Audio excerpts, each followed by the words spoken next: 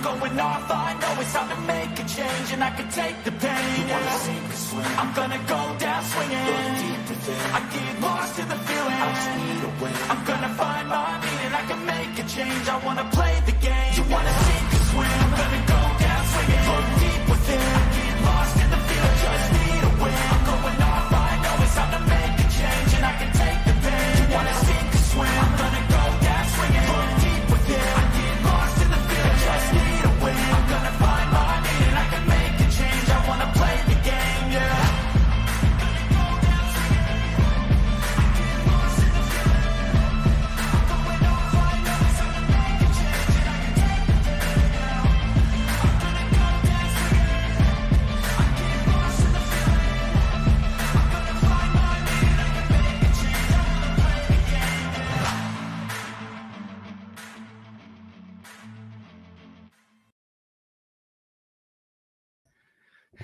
Well, hello, everybody, and welcome to Beyond BMR. I am your host, Bigfoot, Michigan Rob. I hope everybody's having a great day tonight. Thank you to everybody for coming in this evening, 9 o'clock in the East, 8 Central, wherever you are, you know the time.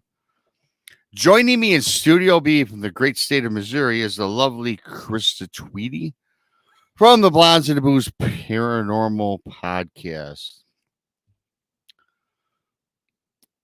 Tonight, we have Heather Moser from Small Town Monsters. She's a producer. She's got a nice background about all things of high strangeness, which we're going to get into tonight, so I can't wait to bring her on. If this is your first time here, please subscribe to Bigfoot Michigan Rob on YouTube, the Blondes and the Booze Paranormal Podcast on YouTube, Texas Front Porch on YouTube. Also, subscribe to Monica Rollins, Our Paranormal World, Paranormal Paul, and Donnie Cho Says Stuff. Here's the thing. For 2 years, I've been giving our schedule of our times, what days we come on. And I always get these comments, Rob, I missed the show. What time do you come on?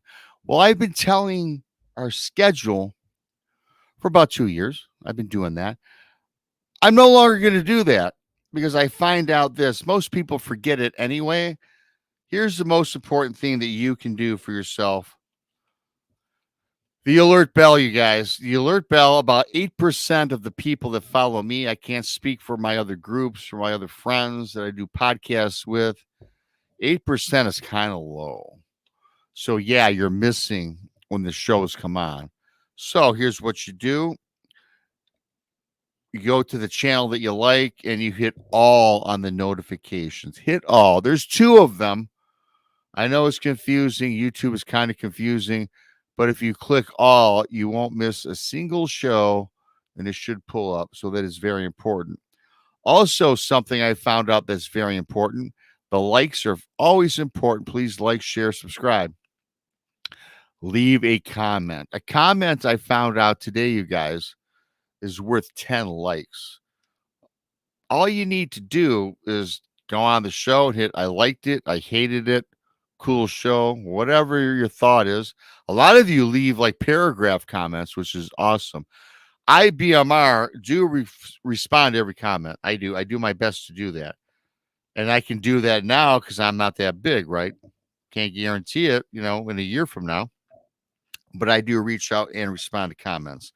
Comments is important. Like is important. But all importantly, the alert bell, please turn it on.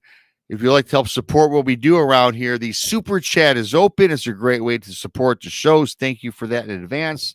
You can become a BMR Pirate. Join today. You know what you get as a pirate member? Well, you get a picture of me sporting a bandana next to your name in the chat room.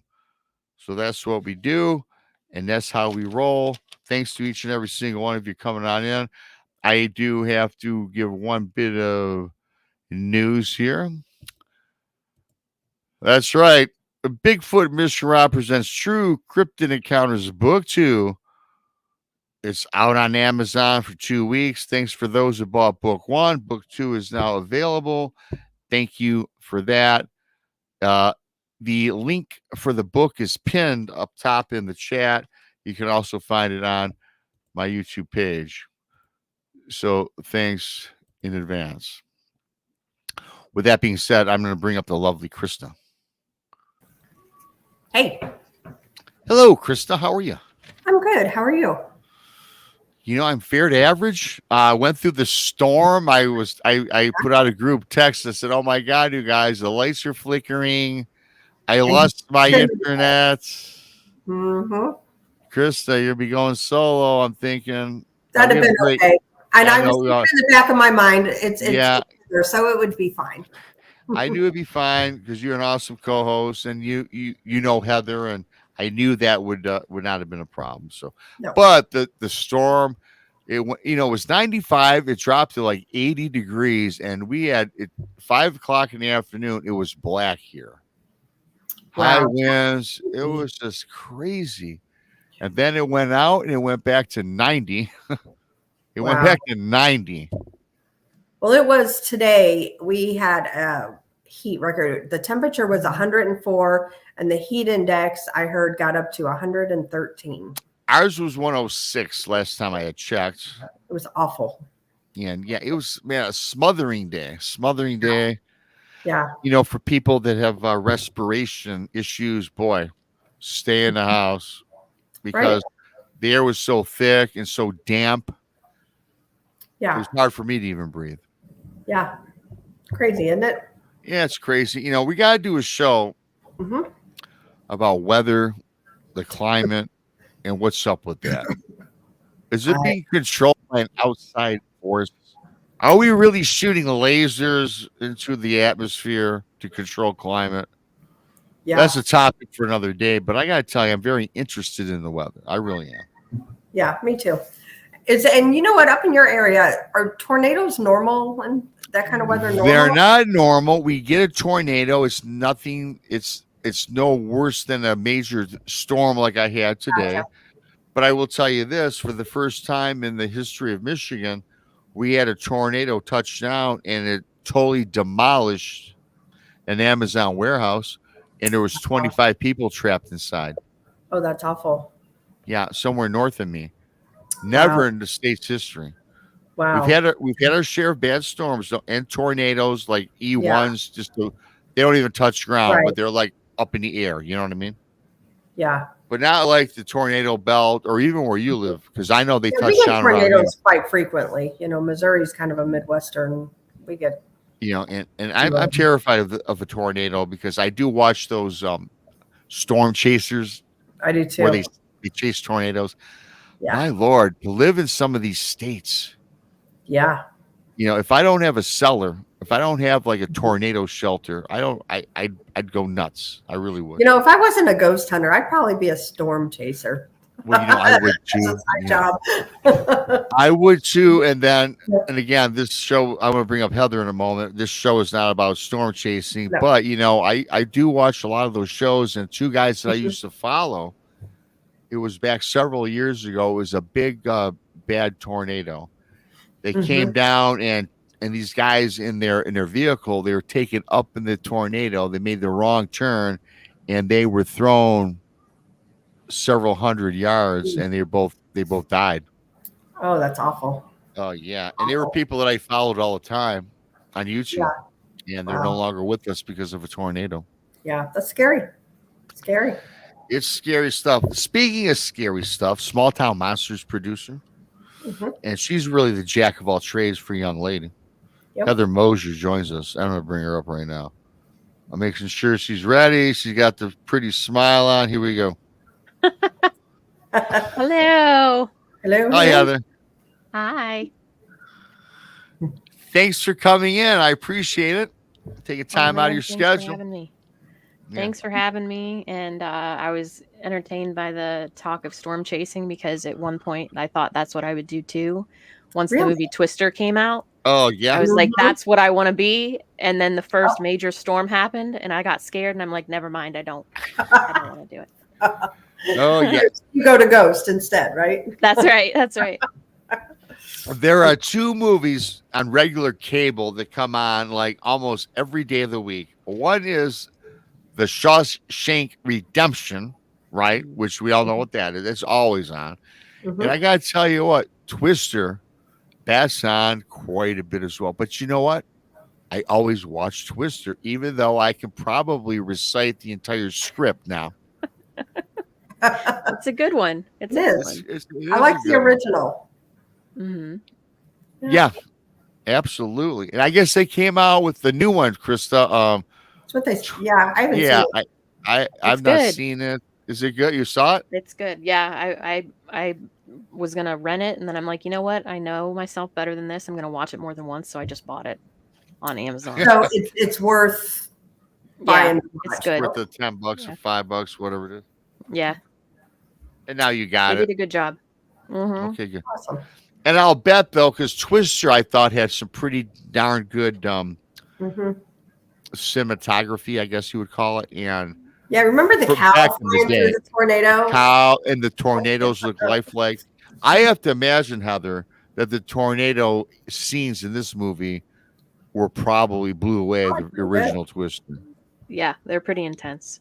They're Yeah. pretty intense. That's for sure. Wow. I'm gonna have to rent it now. Yeah. Well, you know, I I'm think you'll probably like it. gonna have to rent it because I do love storms, storm chasing, tornadoes. Today I don't think I do it either because you know I was so it struck home when the guys that I followed for a couple of years on YouTube passed Mhm. away in a tornado. Yeah. Mhm. But then I realized this is not fun and games. No. Right. It's I life. follow It's that Reed Timmer. Do you know Reed who Timmer. he I is? follow him too, and I also follow Daniel Shaw from Australia, but he Yeah, comes here to the States. Oh, that's cool. Yep. Very cool. So yeah, we're gonna have to have a weather show, I think, one day, but not today. We're not here to talk about the weather today.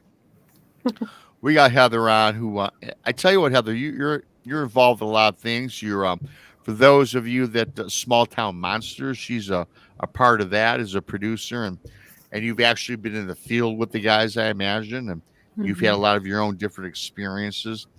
Before we get into any of that, for people that don't perhaps know you, give us a little introduction, a little background, and we'll get this party started.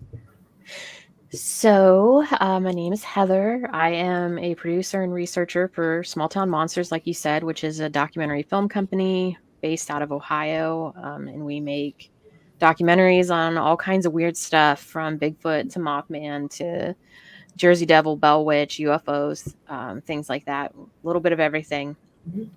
And that's my full-time job, is working for STM. And then I also, in my free time, write, and I have a piece on the Bell Witch that actually just got put into the next Ooh. issue of Haunted Magazine that comes out saw in that. September 3rd. I'm super Congratulations. excited. Yeah. Thank you.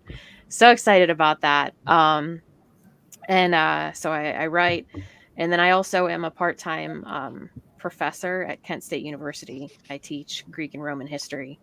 So, Cool. You're a busy yeah. gal. Yes, the semester just started, and there's about 100 students in my class. It's a lot. I'm tired, Yeah. but yeah. Wow. And I know. Go ahead, Rob. I'm sorry. No, I'm good. Go ahead, Chris. I was just going to say, I'm sure Small Town Monsters keeps you busy because you guys are always putting out something new. Always. Yes, we're constantly putting stuff out, especially the YouTube schedule is wild. We put something out new every week on YouTube, a new episode from one of our series, and just constantly producing things. Awesome. Yeah. I did notice that you guys are really pretty busy because it's like every time I look on YouTube, and by the way, a lot of people have subscribed. I'm sure it's a great channel, Small Town Monsters on YouTube. I noticed though, because I'm as a subscriber, and yes, I have my alert bell on, everybody. The alert bell. I do too. It rings on my phone or my computer or even on my TV. I got all my stuff programmed. Mm-hmm. And you guys are like, it's all cool. They're on again. Really? They're on again, which is great. And I watch, but yeah, you guys really are staying busy. Yeah. Oh yeah. Which I'm not complaining because I've always enjoyed Small Town Monster stuff that they put out. And like now you guys are out all the time. And so, yeah, I like to watch you guys when I go to bed. I lay down, I'll watch because you guys are on for about an hour, and that's about what I need to unwind, and then I'm out. Mm-hmm. Works out great. So I appreciate that. Thank you. Yay! Yay! Thank you. Thank you. As a lot of people that follow me know, I'm a late night guy, and I don't go to bed till 2 or 3 in the morning. And typically, I will watch your guys' show right around 1, 2 in the morning. I'll put it on. It's usually an hour and a half, sometimes 2 hours.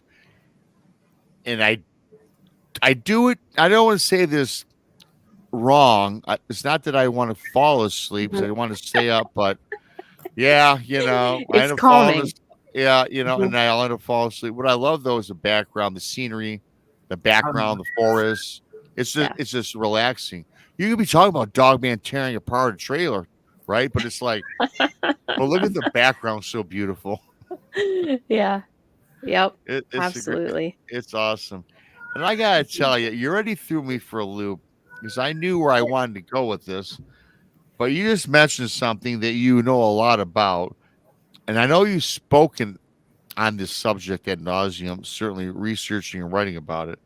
But I got to tell you, one of my favorite stories. And when I say stories, I don't mean fake. I say story. When I say, I wrote 2 books. I said they're true cryptid encounters, but I'll say I'm going to tell a story from my book. So story does not mean fake to me. That's just the words I use. So when it comes to one of my favorite stories or accounts, the Bell Witch. The Bell Witch fascinates me. And why don't we, if you wouldn't mind, Heather, can we get into that and talk a little bit about that? Because that's right up your alley. And I can see her already grinning, ear to ear. I want to hear it again from your perspective. Okay, well, this started in 1817 in a place that's now called Adams, Tennessee. It's in Robertson County, Tennessee. The Bell family, the patriarch of the family being John Bell, the Bell family started to have some weird stuff happen. It started with John Bell seeing a creature in the field that was a dog but with a rabbit's head. He went to shoot at it, it disappeared, and then shortly after that, really odd things would happen around the house, whether it was hearing scratching on the walls, or the kids would complain about hearing something gnawing on their bedposts, and they'd light lamps to see what it was, and then nothing would appear. It was all gone. Eventually, this continues enough that they invite their neighbor over to kind of show them, console them, I guess, in a way, and say, hey, we're not crazy. This is, let us know that you experienced this as well. And the neighbor came over, and the neighbor started to witness some of this and demanded that whatever this entity was, that it begin to show itself more and let itself be known as to what it needed or why it was there. And pretty soon then these whispers started, and then it became very clear, and this, what we now call the Bell Witch, which was just this disembodied voice, started speaking and basically said that she was upset with John Bell, and she was there to eventually kill him. That was her goal. And on December 20th, 1820, she did. He was dead. And they didn't know exactly how it happened. They saw a bottle of dark liquid next to his bed that was half empty, and she laughed and said that she fixed old Jack real good. And that was the end of him. She continued then to torture Betsy Bell, which was one of the daughters, and she tortured Betsy through 1821 a little bit, making it so that Betsy couldn't marry the person she wanted to marry, which was Joshua Gardner.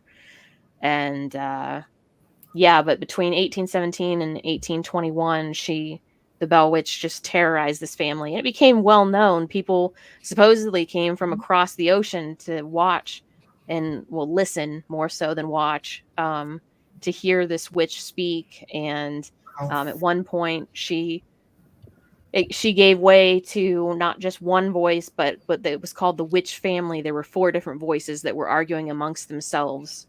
But she seemed to be omniscient. She knew what was going on at various sermons across the county. She could recite them. She could mimic voices. there were just all kinds of weird things happening. And of course, they had slaves back then. She tortured the slaves especially. Um, Oh, but she was pretty nasty. That was the story of the Bell Witch. She disappeared at 1821, came back, I guess, 7 years later, and talked with the eldest Bell boy, which would have been John Bell Jr., and gave like Nostradamus type predictions of what was coming in the world, and then said she would be back in, I believe it was 107 years, although there wasn't anything, to the best of my knowledge, that happened particularly at that point. But they still have things happen in that area. There's still the Bell Witch Cave that you can go visit, a cave that was on the property. They have things that happen there, and it's like a touristy thing at this point. yeah. Was there any associations, and I could have this my time period mixed up? Was there any associations with the Civil War and one of the commanders of one of the North or the South going after the Bell Witch, because the Bell Witch supposedly was taking down, allegedly, some of the troops? So the Civil War would have happened after this encounter, the 1817, 1821 Yes. encounter. The Civil War was after, but the general that I'm thinking of would have been Andrew Jackson. Yes. From the War of 1812. He had supposedly come up and witnessed the Bell Witch. As far as something for the Civil War, I haven't heard any stories about that. Civil War. Well, no, not. You're right. I'm probably wrong. I just remember the Civil War. But now that you mentioned Andrew Jackson, he allegedly came across the Bell Witch with his command. Yes, he came up. He came up to the Bell farm supposedly, and had the men, before he even got there, the wagon stopped. They couldn't get the wheels to turn. Then when they finally did get to the house, one of the men in his crew was being extremely arrogant and said that they were a witch tamer. They weren't worried about the Bell Witch because they were a witch tamer. And he pulled out a silver bullet and kind of waved it about in the air. And then the witch proceeded to physically assault him until he ran out of the house because he was being hurt so badly. And supposedly Jackson said that he would rather face the British again than face the Bell Witch. That's the story. But there's also debate as to whether Jackson actually was there or not. Mm-hmm. Wow. Okay, Krista, go ahead. I know that you were going to say something that then I was just going to ask about, the legend is, when people talk about her and things like that, the things happen and what are your beliefs on that? Yeah, so I've heard a lot about, especially, I mean, I'm sure that there are people that believe that if you talk about her at all, you're kind of inviting something to happen. But more so, what I've heard more frequently is that if you are disrespectful about her, you say that you don't believe in her, Right. that bad things happen. I think that with any of this paranormal stuff, it's best to just be respectful to begin with. I wouldn't speak ill of the Bell Witch or other entities as far as that goes, whether I was in Adams or here. Right. Right. That's just me. So I don't know. I've heard stories about people being on tours in the cave, and especially men being really arrogant. And the Bell Witch was not known to like men anyway. But especially men being arrogant in there, and they end up scratched on their neck or their back. And so supposedly she still will terrorize to this day. Wow. Interesting. And isn't it true, like people they'll take something from the cave and then they go home and bad luck and then they send it back? I've heard that, yeah. Yes. You can't take a rock. Well, you can take a rock, but you shouldn't take a rock from the Bell Witch Cave. And when you go to Adams and you're actually wanting to go to the cave, you go down this long driveway. And then there's a little cabin, and you go into the cabin. That's where you buy your ticket to go on the tour. And the cabin, the walls are just covered in letters that people have sent that accompanied rocks that they sent back to the cave. Like, please, I took this from the front room of the cave or wherever. They'll get very specific at times of where exactly they picked up the rock. Please put it back because my life has fallen apart. And it's just. I believe that. I've heard that even certain people that have been through the cave, hiking or going about their day, they've walked through the cave and they step on the grounds, the dirt, the mud, whatever. And when they went home with the shoes, I heard some instances where people would trek that the ground, the mud, the dirt, whatever, to their home, and at the time they didn't realize what was going on, but all of a sudden they started experiencing weird happenings. I mean, no, the Bell Witch did not appear, but they experienced some paranormal things and some very strange oddities, which kind of were, in some instances, a little bit terrifying. So I'm wondering if, and I think that anything paranormal or anything that you can bring home, it's happened to me. Krista knows. I'm sure Chris is familiar with the subject matter, as are you, Heather. To bring something from a site into your home, you're bringing that into your private dwelling, and people experience that from the cave with the dirt on their shoes. Have you heard anything about that? Yeah, I've actually heard when I went down to the cave and talked with the owner. She showed me there were letters, and then she showed me a box of various pictures and things that she had taken. But in one of the letters, I believe they had mentioned that they actually sent their shoe to them, because it had the dirt on it. But I've heard that people have taken coins that they found on the grounds, and the coins they'll send back. Because it's not just the rocks. The rocks are just that's the easiest thing to grab when you're in a cave is a rock. But also they, in the gift shop, they make these, they get these old porcelain dolls, and then they paint their faces up to look really grotesque or scary, and they sell them as a souvenir. Well, people have started to mail those back on occasion because they got the doll and something happened when they got home and they attributed it to the doll, so they sent it back. Actually, there's the Archive of the Afterlife, which is currently closed, but was open in West Virginia. In possession, Steve Hummel has in his possession one of the dolls from the Bell Witch Cave that the owner had named Blossom. And she had written a letter and sent it to the museum, basically saying that she went to the cave because she was a Bell descendant and she wanted to learn more about family history. Went to the cave, got the doll Blossom. She was sending it away to the museum to get it out of her home because she was tired of all the bites and scratches, is what the letter says.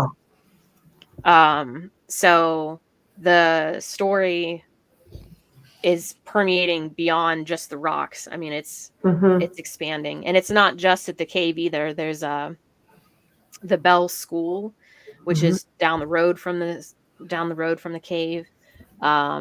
It's an old school / but now it's like the town hall / museum / restaurant. It's got a bunch of things that's within it. They sell books like the Red Book and the Black Book, which are the old original writings about the Bell Witch. And people will mail those back at times to the town hall because stuff happens after they get it. So I don't know. I think my personal opinion on that, I think the Bell Witch gets blamed for a lot of stuff that maybe the Bell Witch isn't responsible for, because, life is life, good things and bad things happen.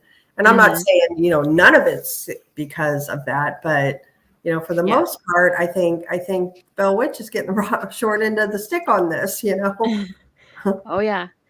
And I think it's something that happens in a lot of areas. There's other places, like you were talking about Shawshank Redemption, watching that a lot earlier, Mansfield Reformatory, where that was filmed. People have taken, for anybody who's gone there, at least every time that I've been there, there's always geese, Canada geese, just on the grounds outside, Mhm. and people have taken feathers from the geese, mailed those back to the prison. Wow. You and because Brandy went there, didn't you? You and Yes. Brandy? Yeah. Yeah. But people will mail things back to these notoriously haunted locations. People will Wow. take things and then send them back. It's saying that bad things had happened. So I don't know. Yeah. They say Robert the Doll is like that too. Oh yeah, don't take his Like photo just- without asking. Yeah, you know, to be. Yeah, you know, well, okay. So Heather, you know about Robert the Dow? That's in the Florida Florida. Keys, correct? Yeah. Mm-hmm. Yeah. Okay. I'm not asking you straight up. I mean, really? You take a picture of Robert the Dow, because I know it's painted on the outside of the bar, right? Or it's somewhere on a wall somewhere, because I know there's a bar named after him. Have you heard any accounts of people that have taken a photo without asking Robert the Dow's permission, where bad things have happened? So I haven't heard any personal stories, but I've seen letters that people have written where they've written a letter of apology because they were being arrogant and took a photo without asking. Those ones, you can find them online. If you just search for Robert the Doll letters, you can find some of these letters online. So it's something that apparently has happened. Mm-hmm. I have a small, I don't know, it's actually a keychain, but it's a little stuffed Robert the Doll. Like that. I have one too. Yeah, I love them. Yeah, I mean, did you ask? It came from there, but nothing. Huh? Did you ask Robert the Doll if I can purchase your keychain, sir? I didn't buy it. It was given to me as a gift. Well, I bought mine. Oh boy, someone put their bad juju on you. I don't have bad juju though. It's fine, Yeah. Speaking of bad juju, do you think, like, going back to the Bell Witch really quickly? Yeah, and like Krista said, I think that the Bell Witch might get a bad rap, and I get that, because once you're going through a haunted location and something happens, you're going to blame it with the originator of the paranormal activity. But do you think, though, that there's negative energy associated with the cave system? And do you think that really, though, if you were a person that was, hey, you know what, the Bell Witch is nothing, it's fake, and you just are real negative energy, and you're like, you don't believe, and you're making fun, perhaps, do you think that you can take that negative energy back with you? And maybe you don't have dirt on your shoes, maybe you didn't pick up a rock, but just because you were being a prick, the Bell Witch wants to take it out on you. Do you think that happens? And maybe not with the Bell Witch, but any strange, nefarious entity in the paranormal world. I think that we're really good at putting energy out and then having it come back at you. And I think we can see that. Anybody can see that on a regular basis. If you wake up in the morning and you're in a bad mood, the day goes poorly. There's just no way around it. It's not like, oh, everything went great 5 minutes after I woke up. If you wake up in a bad mood and you carry that with you, bad things happen. So yeah, I could totally see if you're at a place that especially is a concentrated area of energy, which I believe that cave is, because they've had multiple things happen within the cave. Not saying that it's the Bell Witch, but there's things that happen in the cave. Yeah. I'm sure that could be amplified even more. Plus, when you have a whole group of people in there, I think everybody brings their own stuff. It's just like the idea of when you go to these haunted places, sometimes are we like haunting ourselves because we're bringing our own negative energies, our own positive energies, or whatever energy you're bringing into this scenario, and you're adding it to the atmosphere. I think that's absolutely a possibility. Yeah. Interesting. Well, as Krista knows, I'm one that's, although I love the paranormal, I'm just so, I'm just one of these guys that's a fraidy cat that I'm going to catch something, because I know I've caught things. And yes, I'm going to go on investigations with them. I can see it in the future, but I'm just so paranoid about it with the paranormal.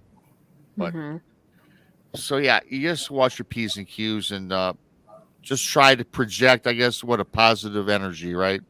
Your intentions, as Krista says, is really what it's about. I say that a million times. I never said the word intentions in my life ever until I met the blondes and the booze and Krista. And I say it like a million. I've said it a million times in the last 2 years.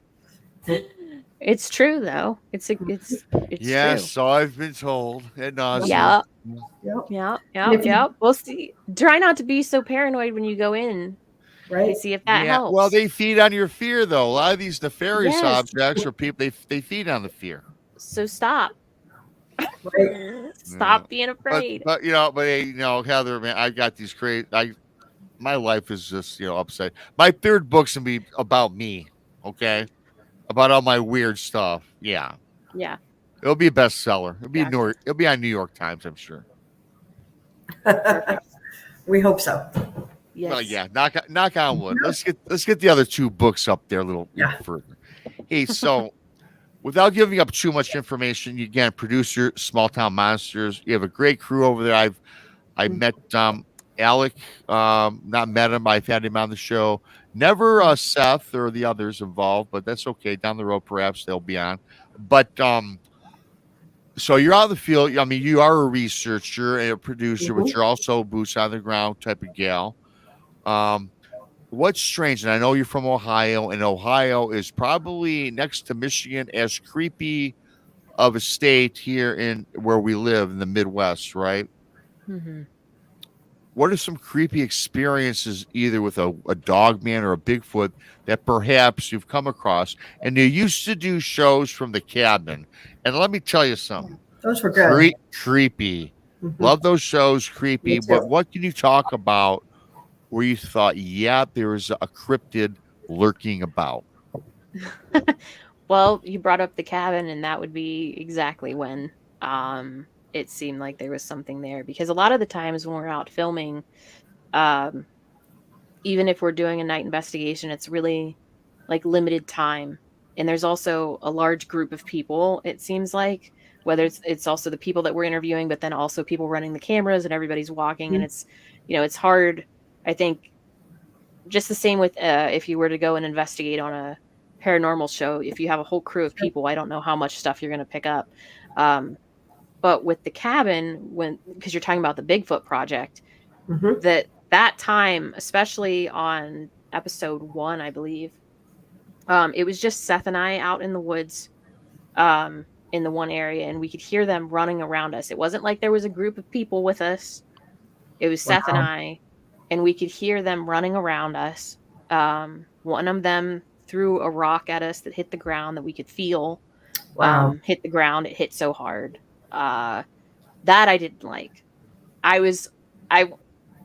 don't know if I'd ever want to see a Bigfoot anyway, but I certainly don't want it throwing things at me. Right. If that makes sense. Them running around, it felt more like, it felt like there were multiple ones because we could hear them in one place and immediately hear them in another. I would guess that they were just playing around is kind of what it felt like. They were playing a game because as soon as you turn, they'd be behind you. But the rock throwing, I wasn't a big fan of because that felt more aggressive. But we could hear them, like we'd hear whistles, we'd hear the howls every once in a while. Like I said, you'd hear the footsteps, you could hear the tree knocks, if that even is what it is, if it's actually knocking on a tree or they're making a sound with their mouth, I'm not sure, but you could hear those things. So that's right here in Minerva. The Minerva monster. Yep, exactly. So stuff's still happening in Minerva, apparently. Although things have gone quiet the last couple years. I'm hoping that things pick up again.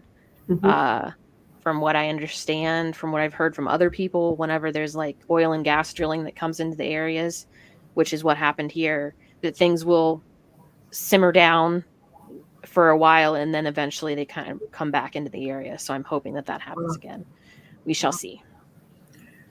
That's pretty close to where you live at? Yeah, the cabin is here on this property. Oh, wow. That's awesome. Yeah. Awesome. Very cool.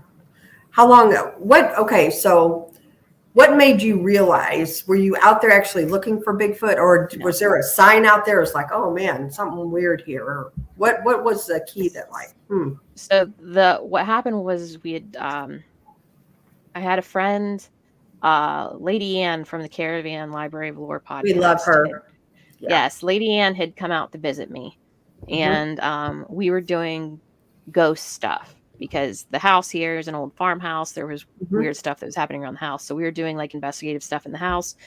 And then we said, well, let's go in the woods and see what happens when we go in the woods, looking for ghosts. Like, so we took all of our equipment out there. We were in the woods, and she got really uncomfortable and said, can we go out in the field? Because the way that the land here is, it's rolling hills, but it's mixed between farm fields and woods. She's like, can we just get out of the woods? I don't feel comfortable in here. Wouldn't tell me why, just insisted we get out. So we get out at the edge of the woods. We're out in the field, and we're still doing with the ghost hunting equipment. And I was like, this doesn't feel creepy anymore. It doesn't feel like a ghost thing. This, if anything, this is like Bigfooting. Now that we're out in an open field, let's play the Ohio Howl, because were you a believer at that time of Bigfoot? Yeah. I think I always have been. I don't think it's ever really been a question for me. It's just I hadn't had any experiences, so it was more like a believer but not a knower kind of thing. And I still haven't seen one. So, but anyway, so I said, let's play the Ohio Howl and see what happens. And I played it on my phone, which the Ohio Howl was recorded at the next county over. It wasn't very far away from here at all. And immediately we got a response back is what had happened. And then we were hearing branches break, and whistling. It got crazy pretty quickly. And Lady Ann was like, I want out of here. And I had to bring her back to the house. But then because I was like excited about it, because I had played the Ohio Howl from my phone, which was only as much as I could amplify by, cupping my hand around it. So we went back to the house, and I grabbed a portable speaker, and then I went back out with some friends, and she stayed at the house because she was done with it. Anyway, when we played on the speaker, the same thing happened. I mean, we were getting sounds back. So I had then talked with Seth a couple days later, because that was on a weekend.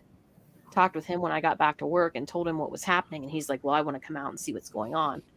And he's like, I'm bringing a camera. And then that's how that was born. It wasn't planned. It was just, all right, let's see what happens. And he brought his son, and my kids were out playing. And I think that helped as well. I think that added curiosity to whatever was there watching us. Because we seem to have more interactions with stuff when the kids were out just doing their own thing. And then in one of those episodes, Seth actually saw one. Yes, he did. Of course, he did. I wasn't with him, of course, is my point here. I was like, no, they were out filming B-roll, and he saw one run across the clear cut, which is now an even larger clear cut area. But he saw one run across there, and what we didn't know at the time is where he saw it, because it was at a distance. We didn't know this until they had mowed everything down, and we went up there later. But there was an actual path that went exactly right there, so it wasn't running through the briars or anything. It was running on a path, which we didn't even know existed. So, wow, yeah, very cool. You say you haven't seen an actual Bigfoot, but have you heard outside of the audio from the Ohio Howls, have you heard any sorts of unusual yells, screams, whoops, growls? Yes, I've heard, thankfully no growls, but because that would scare me as well. But I've heard the yells. You sound like me. A lot of things scare you, just like me. So thank you for that. Thank you so much. Yeah. The one time that I heard a sound, it sounded like and I don't know if it was a Bigfoot or not. I guess it could have been a deer. But the only thing I've heard similar to it was when I scared a deer one time, a doe, and she had a baby with her. And she did this not a snarl, but thing, just a real loud. I heard that, but amplified greatly.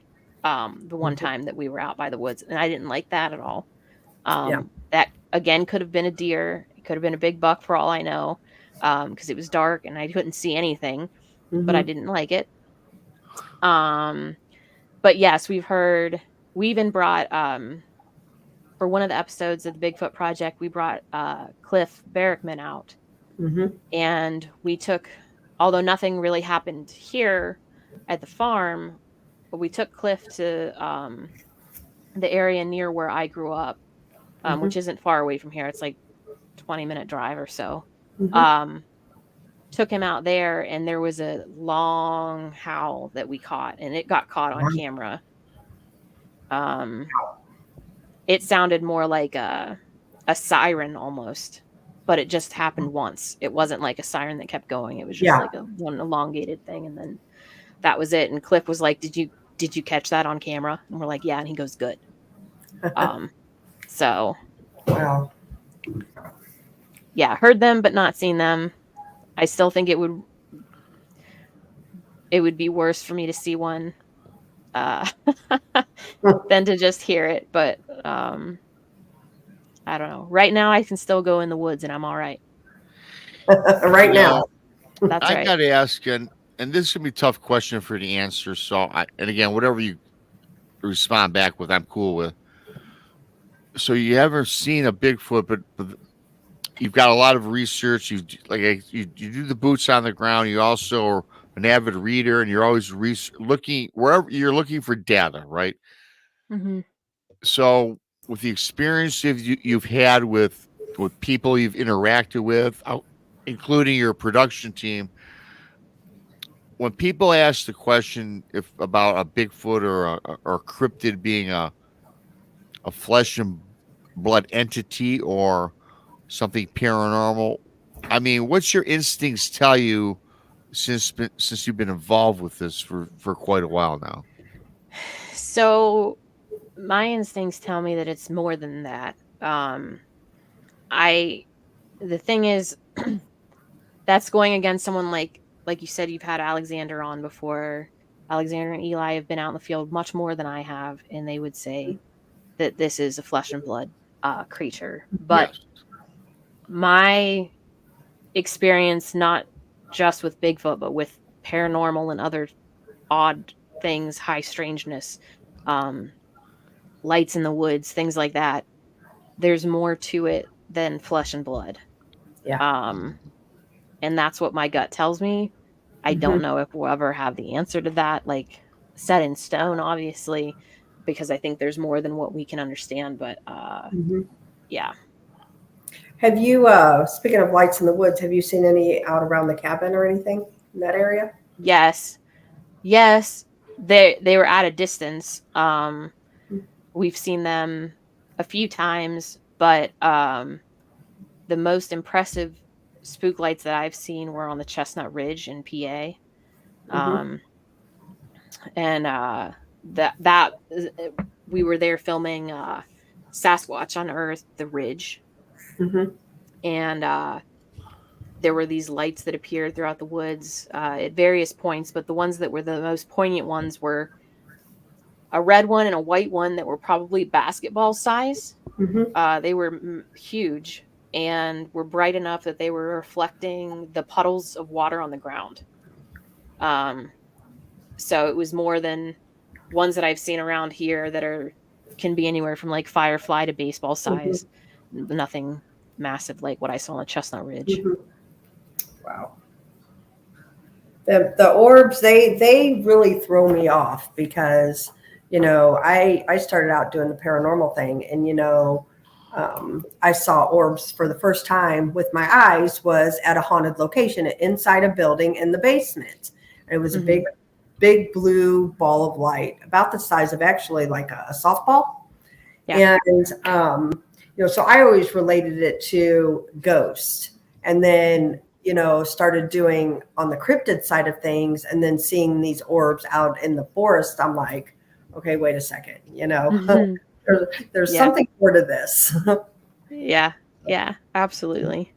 Yeah, crazy. I also know, Heather, that you're big into folklore, and I think you do. What do you do? Something called I forgot. It slips my mind. You do a little. You had a show or something you did about folklore. What was the name of this program? You were So I have a podcast called The Lore You Know. yes, the lore. Thank you. And that at the end of every episode, I always ask my guests to tell me a story. So I totally am with you when you say story to Yeah, mean something that could be yeah, true as well, not just something made up. Because when I say tell me a story, I mean usually tell me an experience that you've had. yeah. That's what I mean too. Right. And I'm sick of correcting myself, Rob. Story could be made up. Well, no, it's an encounter story. True Cryptid Encounters, book 1 and 2.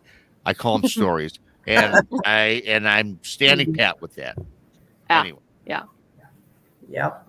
so Yep. you do that. So I tell you what, though, and I've said this ad nauseum many times when I have guests on like yourself. Folklore, there's an element of truth to all folklore. We can go back to werewolves. I think werewolves exist. Now, of course, over the years, perhaps it's been embellished a little bit. I don't Mhm. know that a human man, can actually turn into a werewolf, but I'm not saying I don't believe in werewolves. There's a Mhm. truth of element behind all this folklore. Would Right. you Mhm. agree with that? Yeah, I think that's absolutely true, and I think it goes back even as far as we have writings, when we had what we consider myths now, that which were beliefs back then, Mhm. is their way of explaining things that they didn't understand, trying to put things together because they were experiencing things. Um, and so there were different ways that they came up with those explanations. But yeah, when you get into the realm of folklore, which technically you would think something more modern day than ancient myths, Mhm. but the Mhm. idea is still the same, that there are elements there, something that worked.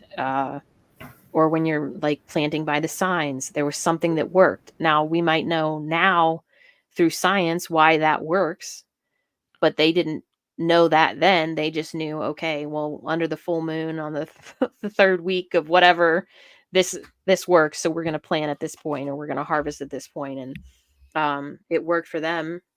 There's still truth to it, even if they didn't understand the scientific part behind it. Yeah.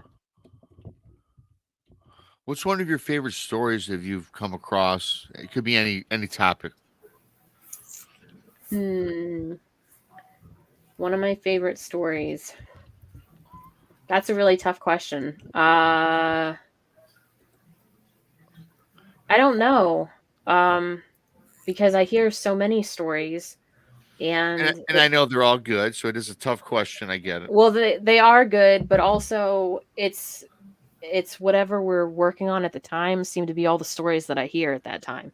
Mhm. So, like, I've heard really good Bigfoot stories where people were, um, there was a woman when we were in Alaska that we interviewed that uh, was watching her kids. She and another woman, they were watching their children while the husbands were out, like hunting. They weren't in the village. Mhm. Mm.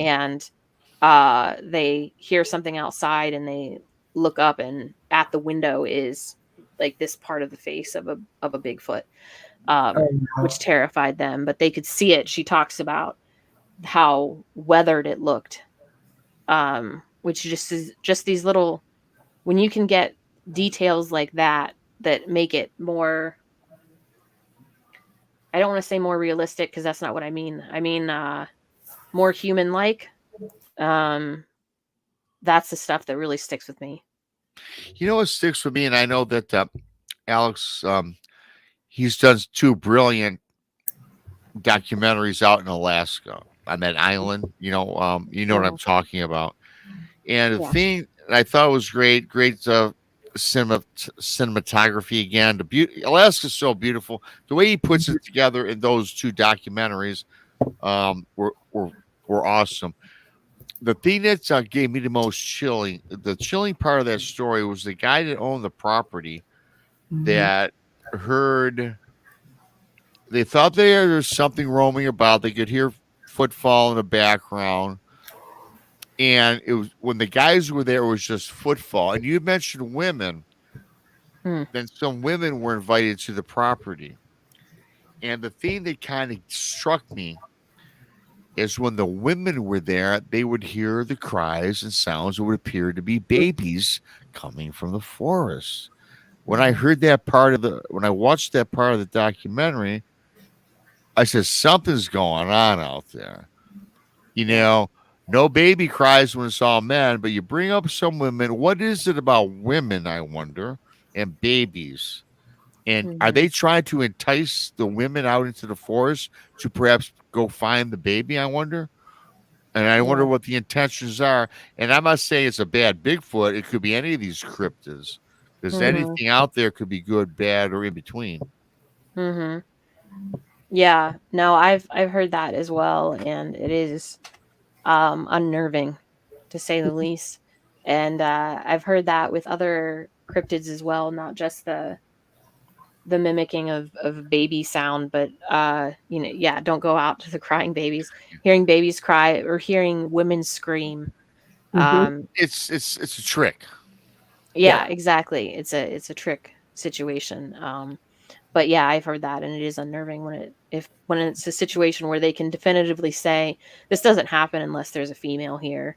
Then it feels like they're preying upon these instincts. Yeah, maternal instincts in a way. Yeah. And that's scary, because I mean, like, you're a mom, I'm a mom, you hear a baby crying. What's the first thing you're going to do is go to it, Exactly. And I also heard the story that there is an aquatic cryptid that mimics babies crying. Yeah, that one's in Alaska, if I remember correctly. It is. And I can't remember its name. Me either. I was going to say, that really shows intelligence.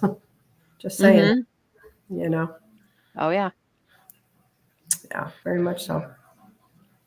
So, Heather, when you're out doing these productions and putting together documentaries and what you know today, how safe do you, and I know a lot of times you're with a group of guys and maybe a couple other ladies, how safe do you feel when you're out really investigating something?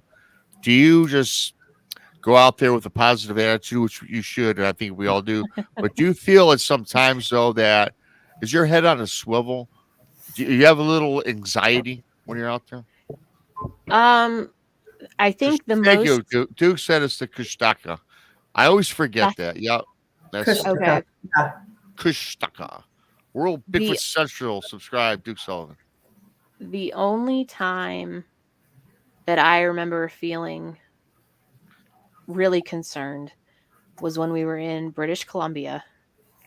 And that was because even though we were there with a group, only one person had like bear spray. We couldn't bring any weapons across the border. Okay. So we were out in the field and all we had was bear spray. And that made me a little unnerved. Because otherwise, if we were, not that we went out much in Alaska, but if we were, somebody would have been armed. So that would have made me feel a little bit better. But in British Columbia, we didn't have any weapons on us. So that part was scary. I'm more concerned about running into people out there, though. I've heard stories, especially with Alex, going out running into random people in the woods that don't necessarily, like, they're not necessarily up to any good. That's what I'm more concerned about than running into like a bear or something. Although up in British Columbia, that was a concern because we saw bears everywhere. But yeah, when I'm with a group, it's not so bad. If I were by myself, I would be more concerned, I suppose, without doubt. But when I'm with a group, I'm not too worried about it because we're loud. We're traipsing through the woods. It's not like we're being stealthy or anything. Right. So anything that would be there, I would assume would leave. Yeah. From a mile away. Right.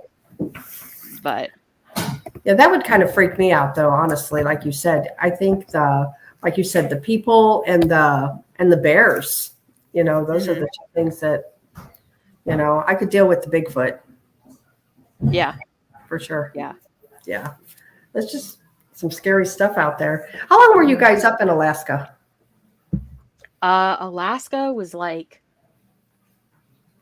it was the longest trip that we ever took. I want to say it was between 14 and 17 days, somewhere in there. Wow. We were up there for a long time. Wow. For Alaska. And we got a lot. I mean, we got a ton of content out of Yeah. that. Oh yeah. You guys have But that'll plans to be go back? the, huh? You guys have plans to go back? Not currently. I mean, Alex might, but the main crew doesn't. The thing is that we all have kids, or most of us have kids, and it's hard to be away that long. Mhm. We did that, but then, I mean, it was tough. It was Yeah. tough. Yeah, it'd be rough. It'd be rough. Yeah. But you guys absolutely, like, your episodes you put out, not only Alex's but the other ones Mhm. outside of his series was really good. Very, very incredible. And just the scenery alone, to me, that would have been good. Yeah, that I remember talking with one of the people on the crew was Andy Matsky at the time, and Andy and I would constantly talk about how this looks like we're in Lord of the Rings or something. Yeah. It didn't look real. You'd look out the car window and these majestic mountains in the background. It just looked like a backdrop, a Hollywood backdrop. It was insane. Yeah. I couldn't imagine. It's on my bucket list. I want to go. I want to go to Alaska. Mhm. Yeah. Although I think Alaska, correct me if I'm wrong, I don't have the numbers in front of me.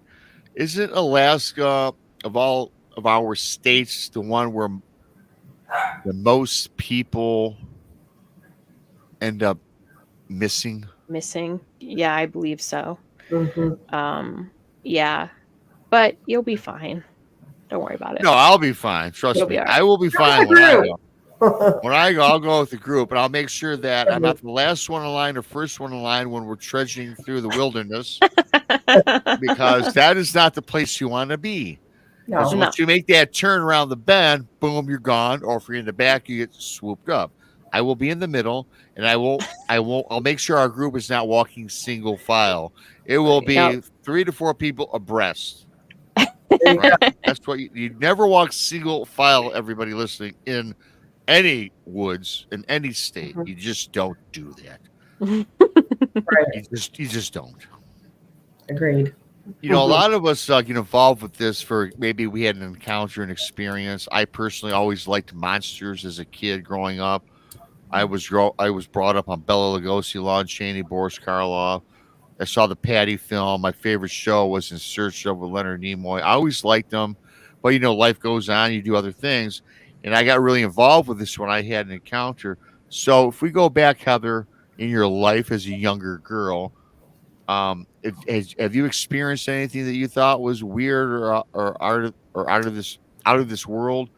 And what really was the thing that made you dive into doing what you do today? Well, I've always been interested in the weird stuff. I mean, you're talking about being raised on In Search of. I was raised on Unsolved Mysteries with Robert Stack. And Okay. there was always weird stuff happening on there, aside from just terrifying you in general of the world, because that was also part of it. Agreed. But I grew up watching shows like that. Grew up on books like Goosebumps or Scary Stories to Tell in the Dark, stuff like that was always had my interest. When I got to college, I did get interested in ancient history, and so that's where my focus was for a while. But I still always would, like, I'd watch Finding Bigfoot. If anything like that was out, I was paying attention. I mean, when Minerva Monster came out, then that's when I heard of Small Town Monsters, and so but when we would get a chance in college in any of my classes to do anything weird, like around Halloween especially, if I could convince my professors to talk about something extra spooky, I was doing it. So that was just something that was always part of who I am. When I was younger, I mean, I grew up with my mom telling me stories of a Ouija board that she had when she was younger and weird things that happened with that.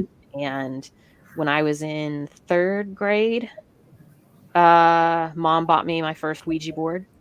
So I always had that around. I'd play with the Ouija board with my friends and with mom and dad, and was raised to not be afraid of it.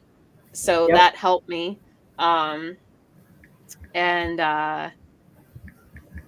I don't know, stuff would happen at the house that was more like a paranormal type situation where, like, for instance, the cats or the dogs would just stare off every once in a while. They would all at once. to a certain corner of the room, and so I found it entertaining to like pick the cat up and to carry the cat over to that area to just see what it would do until it would freak out. And then I'm like, okay, so something's right here. You're seeing something. I don't see it. Something's right here in this corner or whatever.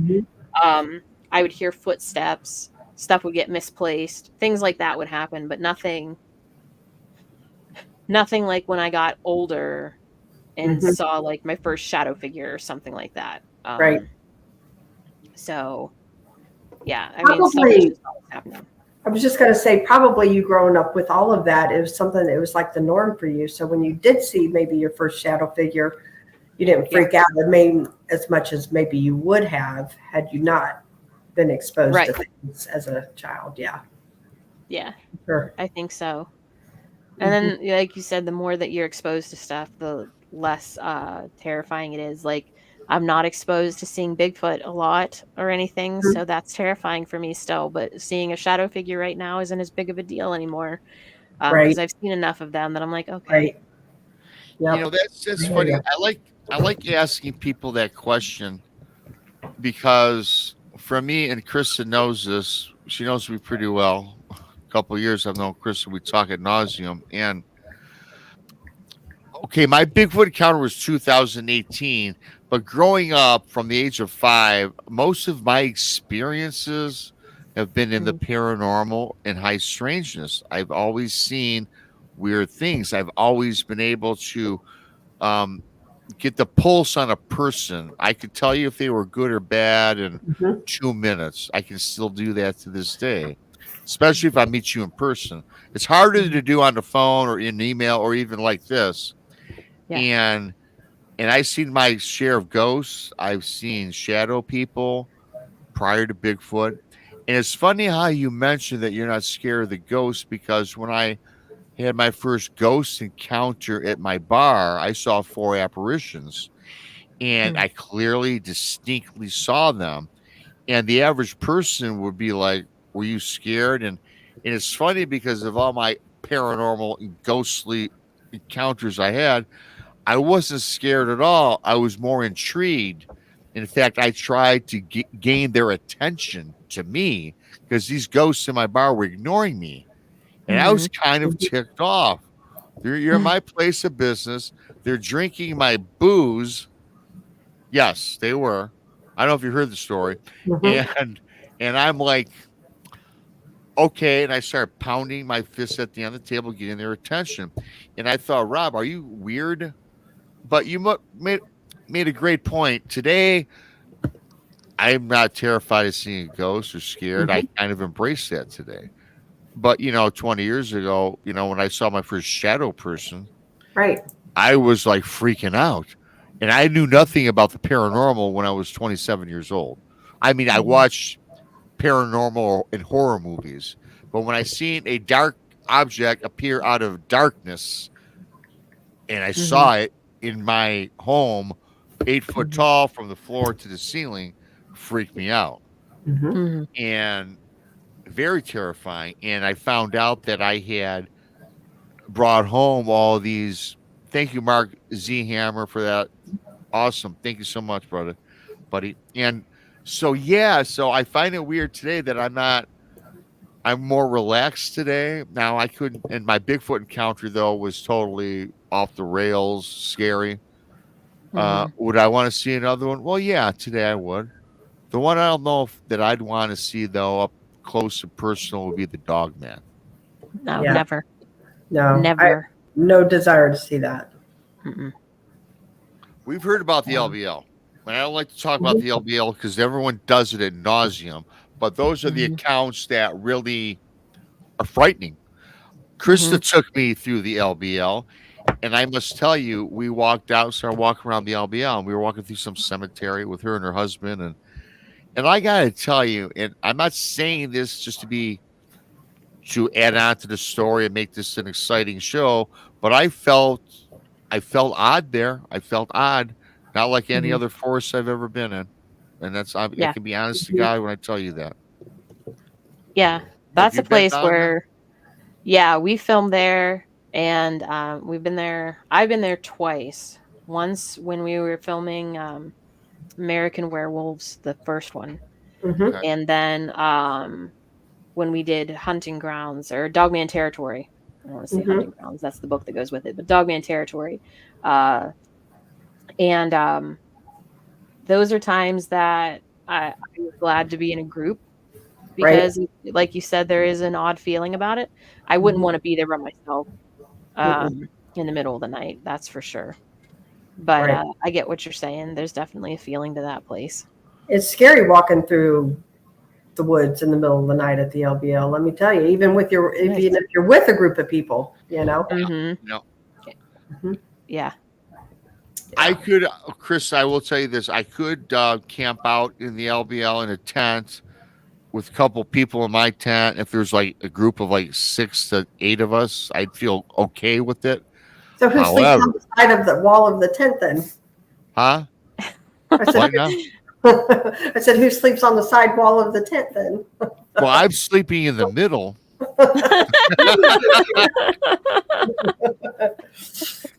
Yeah, that's what I'm doing.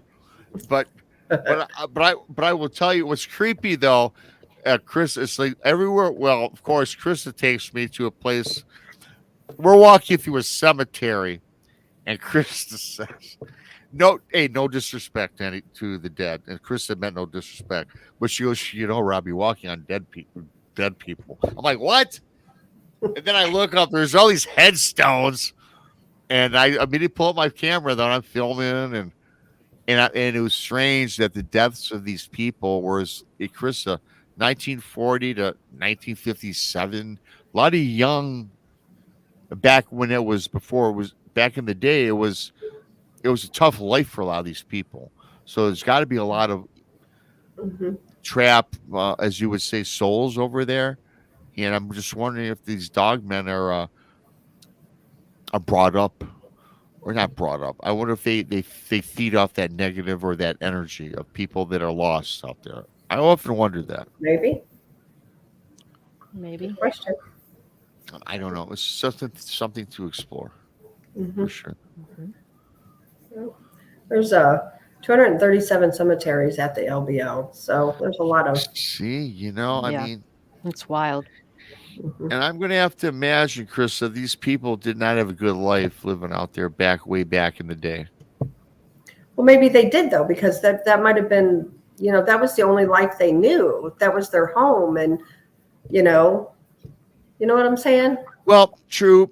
That's a good point. But also, we hear about the modern day LBL attacks, but I'm wondering if there's any records of back when these people, way back when.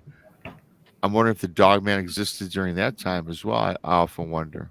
Well, they say they did. Really? Yeah. Mhm. Yeah. Well, from what I understand, there were the French settlers and traders that came through the area, and they brought the loup-garou with them in their folklore, which then ended up in Louisiana with the rougarou. But they Mhm. brought all of that from Canada and then from France before then. So Yeah. there were people in the area that had those creatures in their stories that were there. So I think it's absolutely possible. And then just the idea of shapeshifters in anyone's folklore. Right. I mean, that opens a whole new can of Mhm. worms too. Yeah. What's your thoughts on these shapeshifters in general? In general, I think that they're incredibly unnerving. I think that we probably limit ourselves if we think that shapeshifters only shift into one specific thing. Like, I don't think it's just Dogman Mhm. type creatures. Even when I was researching for rougarou, um, there were stories about the creatures. Like the rougarou could be literally anyone or anything. It could be something Yeah. that looked like a Dogman, of course, but it could also be a person. It could be a chicken. It could be a tree. Um, it could Yeah. be whatever. It's just whatever works at the time. So, and I think that makes them even more unnerving because then it makes me wonder why they manifest in the things that they manifest in. Like, why do they choose to be a a Dogman creature at one point, or why is it choosing to be a person at another? Is it more chilling that way? What's the point? What's the purpose? Yeah. You know, if we go back to the folklore aspect and such, I've said this a couple times lately. I believe that Dogman exists, and I believe a werewolf exists. However, I think that for a human being like myself, just to metamorphose into a werewolf Mm-hmm. would take a toll on my body. I mean, I can't see how my appendages and limbs would stretch 3 feet, how my cranium would expand. I mean, I think if that happened once, it would probably kill you. And I don't think it's something that if it happened once, I think you wouldn't survive the transformation, right? And maybe you are permanently a werewolf. However, though, I do believe in stories we hear about First Nations. I do believe in stories about voodoo. I do believe in stories about people that are thrown a hex or a spell on them. So I will say this, I do believe in the shapeshifter, but I also believe that there are people with the power to cast a hex on you that can convert you into an alleged dogman or werewolf, where you permanently are this beast for the remainder of your life until your death. What's your thoughts on that? Yeah, I think that that's a possibility. It reminds me of when we were in New Mexico filming for Skinwalkers, and we spoke with a man from the Navajo Nation, and he mentioned seeing what he said was a skinwalker. But when you ask him about it, what he saw was, because there were different stories of people seeing what they considered skinwalkers if they were willing to, admit that that's what it was, I guess, or say the word or whatever. Things that were more paranormal. But then in this man's particular story, it was a person, but they had they were wearing like dog like things, whether it was like a mask, but then had his feet up, so he was using his feet more like what a paw would be like instead of just flat-footed, things like that. So I think that I don't know, that this gets into the realm of people being able to use magic to kind of manipulate what you see. It may not actually be what you're seeing in front of you. Like that may not be what it is. It's just the spell or whatnot, how it manifests to your eyes. So you're seeing something, but someone else might not see that exact same thing. Like glamour magic type situation. Mm-hmm. Do you think if you encountered a person that delved into dark magic, do you believe that a person could cast a hex or a spell on you that permanently, I won't say permanently, that could cause you grief in your life? Do you believe that people can indeed be succumbed by these black magic voodoo? I do, but I think there's also something to be said with how much power you put into it yourself. Mm. So I think if it's a situation where this is something that you're awfully terrified of, you fully believe in it, you're terrified of it, that's more likely that something like that could happen to you. Where if you're not, I'm not saying that it can go without affecting someone, but maybe it wouldn't be as traumatic if someone didn't necessarily believe in those. So let me ask you this, and I don't mean to disparage anybody, and when I say this, and I respect for all people. Do you think maybe the weak-minded person could be more susceptible versus a strong-willed person? Like if you in your willpower says, no, I'm not going to be subject to this voodoo. But if you're a person who says, oh my God, I just put a spell was put on me, therefore, and you're worried and scared, are you more susceptible for it coming in because the fear feeds the power? I think that is possible. I think that that's absolutely a thing. And I think that goes back to, again, like we were talking about earlier, what you put out there is what comes back. Yeah. So if you're already terrified, and that makes it easier for bad things bad things to happen. Maybe it makes if you're talking about a person actually putting a hex on somebody, maybe it makes their job easier. Yep. If you're already terrified of them. I also believe that curses can be broke. Mm-hmm. You know, you can break a curse if it's, put on you. Yeah. So, yeah. But I agree with you too, as far as that goes. Even like you go into haunted locations. So if you're not scared and it's really not a big deal for you, you may not see a whole lot. Where somebody who is scared and goes into a haunted location, it could be all kinds of crazy active. Mm-hmm. Yeah, I think so. And really briefly, I want to thank, there's over 100 people in the chat room. Thank you. And we've got 389 listening live all across the United States and the world. I always thank the people in the chat room. I love you guys. Thanks for coming into the chat and your support. Thank you for the super chat by Mark. I appreciate that. The pirate memberships, thank you for that. But you other 389 that are listening, thank you for fueling and watching the channel, because you're as important as the people in chat. Without you, the show wouldn't be possible. So thanks to the people watching live, and thank you to the people in the chat room. I love all you. It's been a fantastic show so far with Heather Moser, producer, Small Town Monsters.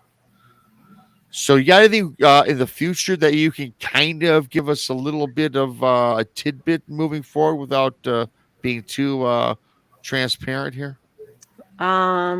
Well, I will be personally giving a presentation at Anomicon, Ryan Sprague's Anomicon, which is going to be on September 1st and 2nd. It's a virtual conference. I'll be talking about cursed objects specifically. Very cool.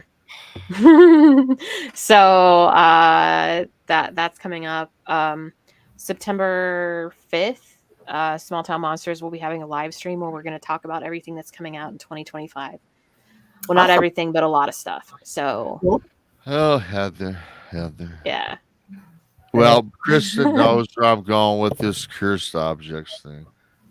Well, I do have a lot of newer people, so a lot of people might not have heard this. And I'm not going to give you guys the 15-minute story. And I told you I saw shadow people. Well, you know how I came across these shadow people that I found, Heather? When I was married back in my mid-20s, we used to collect trinkets and objects from thrift stores, and all these other, run-of-the-mill places, antique shops. So the wife and I collected all this weird stuff. Weird haunted-looking houses, weird figurines, ghostly figurines. I think we had a horse and buggy, a small town, just weird, creepy stuff, right? Mm-hmm. And we amassed this in about a year, but we kept it in boxes. So we put everything in then we made a room, bought these curio cabinets to display the stuff. A week or two after we finally set up the room with all these objects that were sitting in the boxes in the garage, within a week is when I saw, for the first time in my life, I saw ghosts in my lifetime prior, but this is different. This was a huge humanoid-looking dark object. I had a room that was pitch black. It was very dark.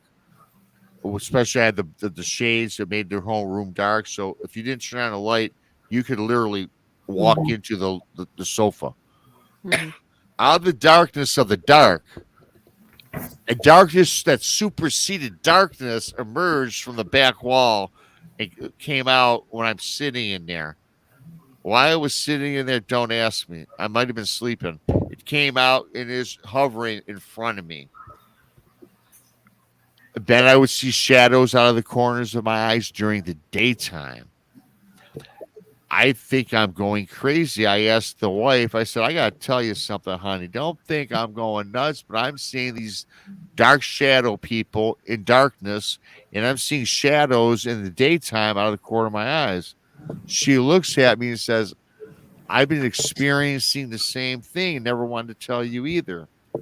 Long story short, one day I come home from work. There's some psychic medium or somebody in my house that the wife hired. Then all of a sudden we get to, she walks through all the rooms in the house until we get to the curio cabinet room where are the objects. As soon as she walks in there, she says she felt cold and felt that's the room. Asked us where we got this collection of trinkets from. I told her. She goes, that's the source of what you're experiencing. Okay, I gave her the $50. Didn't really believe her. See you later. Right? And about a week later, still having these problems. And throughout this whole time, life was negative. She was doing bad at work. A lot of bad things were happening, right? Negative things. So I said, you know what? I boxed it all up, put it in the garage one day. Within a week, boom, life's back to normal. Positive energy. The work is better. Everything's good. Springtime, I go in the garage. The trinkets are stored away in the back, and I'm in the garage cleaning it out. Back wall, guess what I see? The dark shadow emerges in my garage where the trinkets are. I yell out to the wife, get your ass out here. What? She sees something. She hangs out with me for about 15 minutes, and an emergence showed herself to her. I immediately took the box of stuff, threw it in my truck, and I threw it in a dump somewhere in the neighborhood. So, cursed objects, yes, I agree. They exist. I had them. Mm-hmm. Wow. You know? Yeah. That's good what that do you think about that story? I mean, have you heard things similar to that? I have, and I think that is one. I like that you weren't the only one, that she was able to see stuff as well, especially that that helps you mentally. That helps her mentally to know you're not the only one. We both knew we weren't going crazy, which was a cool connection. Right, exactly. Would it be interesting to know, like, which trinket or trinkets would have been the things that caused that? Because certainly I'm sure it was. It couldn't have been all of them. There was probably a handful.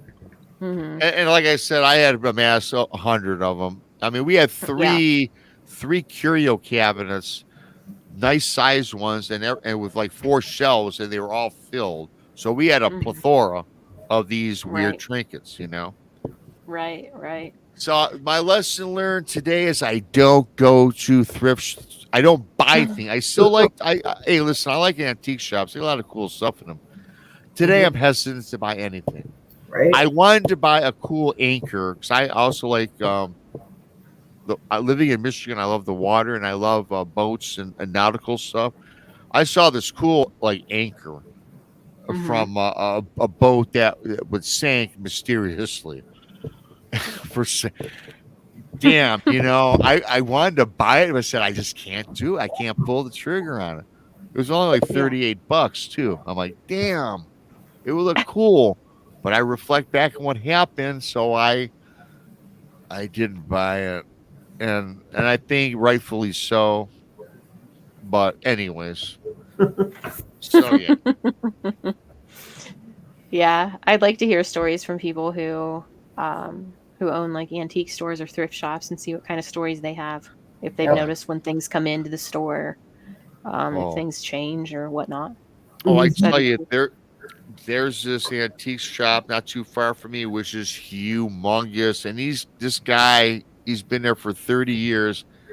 He's amassed a collection of stuff that's older than all of us combined, literally in this beautiful store.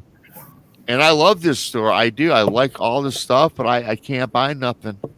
And maybe I should get over that phobia. As like you guys said, if I'm not fearful, maybe it's fine. Or like Krista says, before you bring it home, take it and get it cleansed or something. I don't know. However, you know, and like I said, demons are far and few between, but they are out there. And if you buy something and say it's got a demonic entity attached, you just invited it in. And demons have to have invited it in, whether you willingly know it or not. So, you know, me personally, I like new stuff. I don't do antiques. I do like it. I just something about it I like. But don't get me wrong, I like new stuff. Oh, I buy new stuff now. I'm not gonna ever buy an antique. I like going through the shop though. I think it's cool looking back on the 40s, the 50s, the 60s, and seeing what type of stuff that they had. But to buy it today, no, I'm not going to do it. Not going to do it. Me either. Not going to do it. Well, I love this show, you guys. It's been a great show. I mean, time goes by when you're having fun. And Heather, once again, where can we find you? What you got going on? And we can get on with the rest of the evening. Well, you can always follow Small Town Monsters and you'll see stuff that I'm doing there. You can email me, heather@smalltownmonsters.com. Tune into my podcast, The Lore You Know. It comes out every other week. Yeah, like I said, the September 5th, we have the live stream to find out what's coming out next year. And then September 1st and 2nd, Ryan Sprague's and Omicron. You can hear me talk about cursed objects. Very cool. Yeah. Very cool. Yeah, I had, I don't like talking about that story. I seem like I always say that story, but when you said cursed objects, I had to tell you the story briefly, and because it kind of resonated. And yeah, I'm glad you did. Yeah, I'm glad you heard it. And today is Tuesday night, and we've got, what do we got? Thursday. Oh, boy, I know what's going on Thursday. Or no, Friday. Thursday, you got a show Thursday, Krista, with Brandy? Yep. We And do. then- I think this Thursday we're talking about Mothman. Oh, sweet, the Mothman. Mm-hmm. And I think me, Tex, and Jason invade the show Friday as you'll be doing the football thing. Yep. Brandy and I both will be out Friday. We have kids, and her daughter's in band and my daughter's color guard, so she has to be there with the band. So we have football games on Fridays. So Yep, Yeah. it'll be fun. We got a fun week ahead of us. And for everybody coming in, if you're new here, please subscribe to Bigfoot Mystery Rob on YouTube, the Blondes and the Booze Paranormal podcast on YouTube, Texas Front Porch on YouTube, and of course, Small Town Monsters. If you're not subscribed, please do. And everybody, the alert bell, please, the alert bell. I'm not giving our schedule no more. The alert bell, you won't miss the show. turn the bells on, people. Turn on bells, and hey, you know what? Like on your way out, and leave a comment. Say the show sucks. Show is great. Love Heather. Hate Rob. Whatever you want to say, because that helps. Say something. Say something. Type ABC. I don't care. It's a new thing now. One comment's worth 10 likes today. Yes, it is.